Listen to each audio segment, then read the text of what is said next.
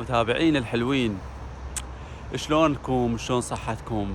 وهنا خطرت ببالي ليش احنا الشعب العراقي الشعب الوحيد اللي نقول شلونك؟ ومن وين اجت اصل هاي الكلمة؟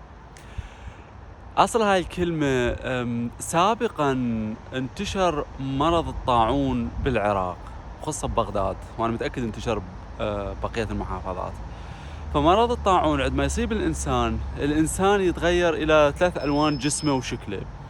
اللون الأحمر لون طبيعي، واللون الأصفر بدأ الإنسان يرجع مثل ما نقول إلى طبيعته. يعني اللون الأحمر خطر لكن ما بيديش الخطورة العالية، واللون الأصفر يرجع إلى طبيعته. واللون الأزرق فالإنسان بدأ يودع، يعني للأسف بدأ جسمه مثل ما نقول يصير ضعيف أمام المرض، والمرض بدأ يتغلب عليه. فسابقا العراقيين من يسألون على بعضهم البعض، يعني عن أقاربهم أو صديقهم أو جوارينهم، فيقولون يابا فلان شلون لونه؟ يعني شلون لونه؟ لونه صار أصفر، صار أحمر، صار أزرق، فهم يعني قلقين عليه. فكانت هاي الأسئلة دائما تنطرح، يا بفلان شلون لونه؟ الفلان يعني اللي بهيج منطقة، والشخص اللي بهيج منطقة شلون صار لونه؟ ف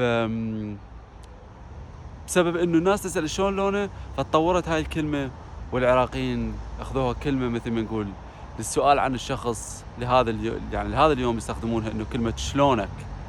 فهي اجت من اصل كلمة شلون لون الشخص، بسبب مرض الطاعون اللي صاب العراقيين ذاك الوقت. يعني لغتنا تتغير مع الامراض تتغير مع الغزوات، مع التاريخ كله، يعني مثل ما نقول كل شيء يعني يعدي اللغة العراقية. تابعوني، عندي هواي فيديوهات لكم. احبكم. سلام.